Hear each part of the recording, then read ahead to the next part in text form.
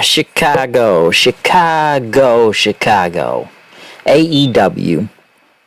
What do I got to say about this show, huh? Well, first off, let's get right off the bat. If you have not checked out the full gear review, check out the full gear review online right now with Straight Face 40 and Black Shaggy. Go check that out right now. I had a long talk about that whole pay-per-view from Saturday, so definitely go check out that review right now.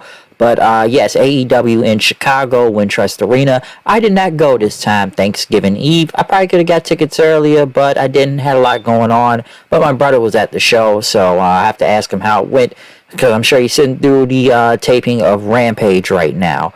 But live tonight, though, Chicago. What do I have to say about this show? Honestly, it wasn't really that good following up on, Full Gear, but then, they want to say, well, it's Thanksgiving Eve and stuff, but is that really an excuse after you just had a major pay-per-view Saturday? You think you want to follow up real big on this? No, they decided not to, in a way. Well, only two parts really had anything to do with after the pay-per-view, because first we got William Regal out there, basically say, you all would like to see the new champion, would you, Mr. Friedman? And, we're here in Chicago and everything, but he's working on a set of a major motion picture, basically on the Von Erich movie, so he was not going to be here this week, which I kind of find odd. Like, isn't it usually when a new champion is crowned at a pay-per-view, especially the world champion, wouldn't they show up the next night on this show, the following show? But apparently not. We're going to do that. And, you all have to wait till next week. Jon Moxley came out, was about to get William Regal and looked at him, but Daniel said, no, don't do this, do not touch him, okay, listen, this man has a bad neck and 2 bleeds on the brain, do not hurt him. Moxley's just walking around, Danielson slapped him, and then he apologized, like he said, I'm sorry, and he begged him, getting on his knees, begging Moxley not to touch him, basically say, his dad's gone through the same struggles that Moxley's gone through, and listen, this man helped me, okay, and got to, spend, taught him to even just love his dad for the last 10 years of his life and everything. And he asked Moxley, imagine someone helping his daughter with those type of troubles, like spare him, okay? And Danielson's just begging, just pleading with Moxley, don't touch him, don't do it.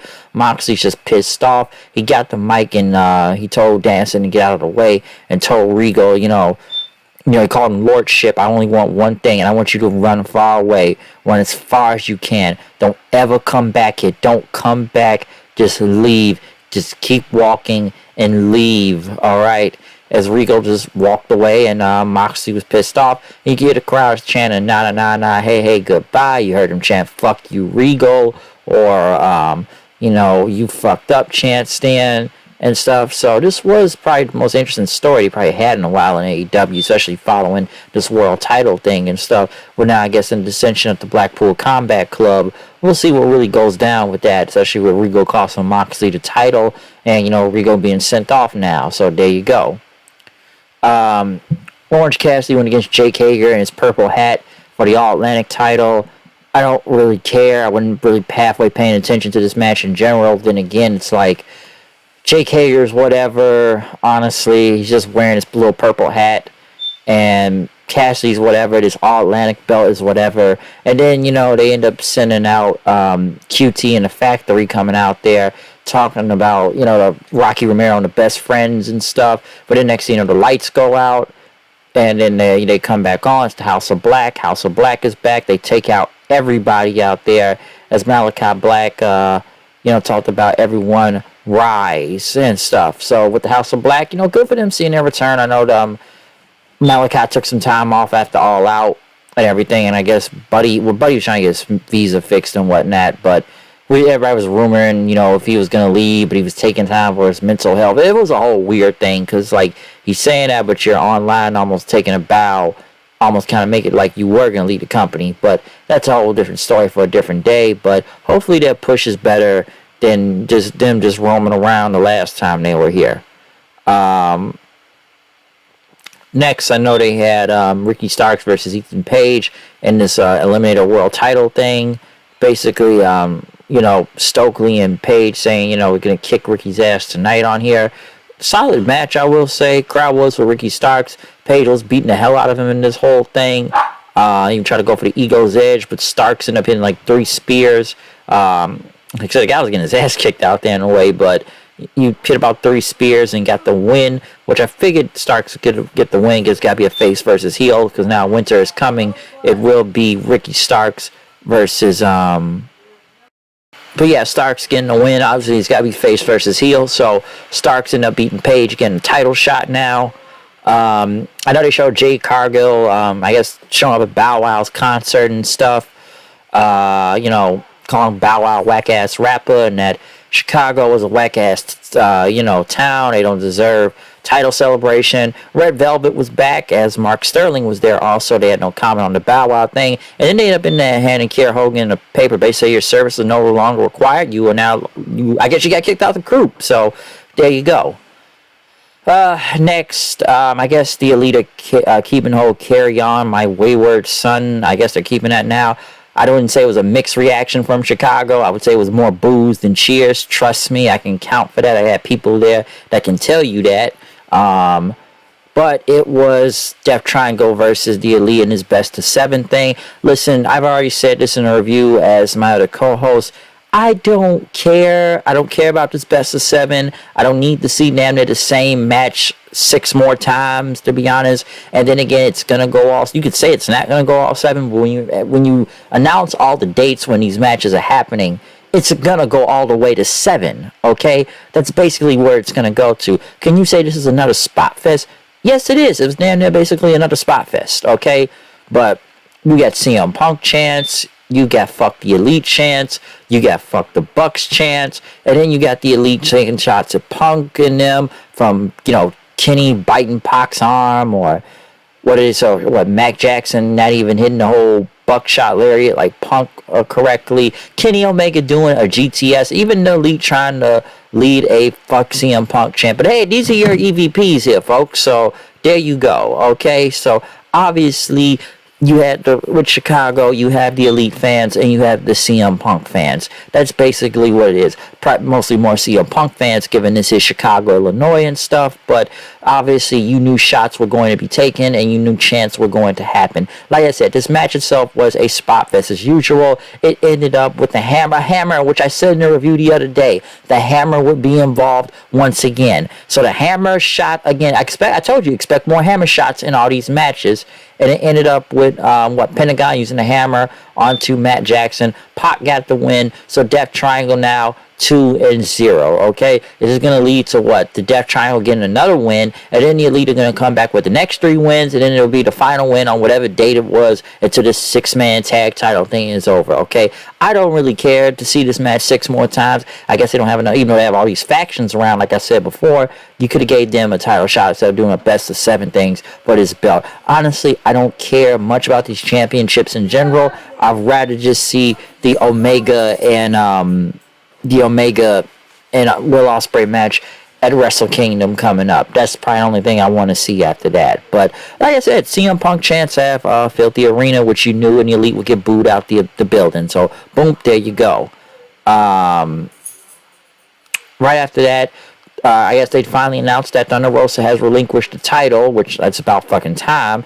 Going through this whole interim thing and stuff, and the fans won that for very booted Thunder Rosa. Then had a fuck Thunder Rosa chant, and now that Jamie Hayter is now the new AEW Women's Champion. Okay, so no more interim thing, which even Baker said, she earned the title. Okay, Baker, said, interim was never in the vocabulary and stuff, and everything. So obviously you could say that Baker and them almost took a shot at Rose and everything, and good for Tony. I'll give it good for Tony Storm also, because at least her time as champion will finally be counted instead of the interim thing. Because honestly, I did not care much when she was the champion, and the crowd tends to turn on any woman of the week, month, or whatever. And then again, I was about to say we got another 6-woman tag, because we just saw a 6-man tag match, but let's see a 6-woman tag. Well, I shouldn't say 6-woman tag. It's a triple threat tag, but damn, that 6-woman tag in general.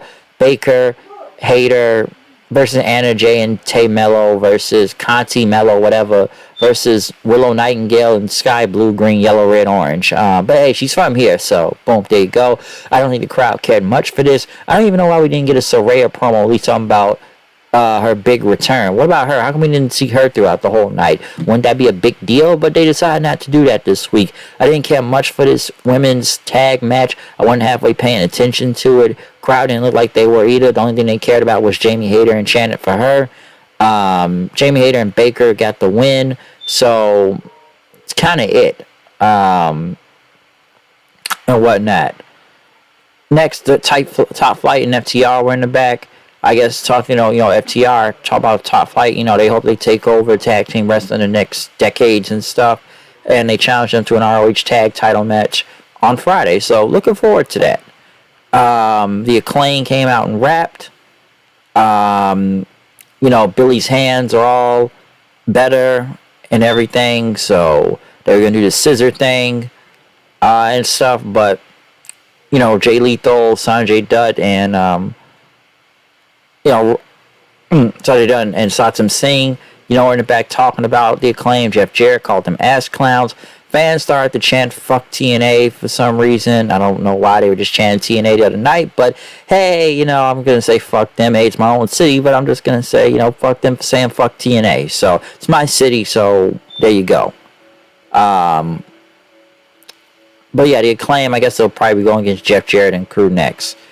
Right after that, Chris Jericho, Tomohiro Ishii for the ROH World title. I have to say, I didn't really care much going into this, but, Ishii, and every time I see Ishii, expect a brawl, and Jericho and him beat the hell out of each other. Chops, slaps, blood from those chops, good lord, okay? Jericho's chest was just bleeding, open wound right there. These guys beat the hell out of each other. Jericho doing a big DDT onto the apron, looked brutal.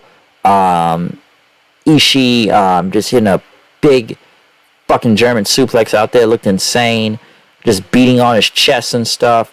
Ishii even stopping the Juice Effect, hitting a big headbutt on him then after that. Jericho trying to go for the walls of Jericho, even hitting a code breaker, did not work. Ishii went for the brain buster, did not work, and tried to put it, try to get, Jericho tried to go for the walls of Jericho again.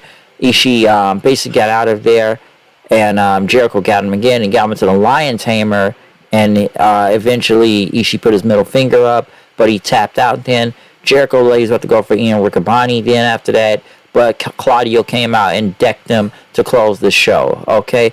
Honestly, it's not much you could say from this show, but then again, this is the Thanksgiving or Thanksgiving Eve show, I guess. They didn't do much, but then again, they really could have followed up a lot more from Full Gear. The only thing you could say that followed up was just the Regal, Mox, and Danielson thing at the beginning, and Jamie Hayter now being the official women's champion. Everything else didn't have much to do from the pay-per-view. Hey, House of Black is back, Red Velvet's back, good for them. But, I guess you need some for people to pay attention to, I guess. But did we need the Ring of Honor World title match? Not really, okay? It was there. Good, hell of a match, though. I will give it that, but still, didn't really follow much of what the pay-per-view from Saturday, okay? So there you go. Overall, the show was what it was. Like I said, I'm sure they're taping Rampage right now. You didn't miss much throughout a lot of the middle of it, okay? So, and I felt the crowd was falling off here and there anyway. So that's kind of how the show went, all right? But I guess we'll finally get MJF next week. So yeah, other than that, other than them trying to take shots at Punk or the crowd being pro-Punk, because Chicago, not much I could say from this. So we'll see what happens then. But yeah, comment, subscribe, follow me on Twitter at HoodNight890. I'm out of here. I'll see y'all then. Peace out. This Chicago, nigga. So other than that, done.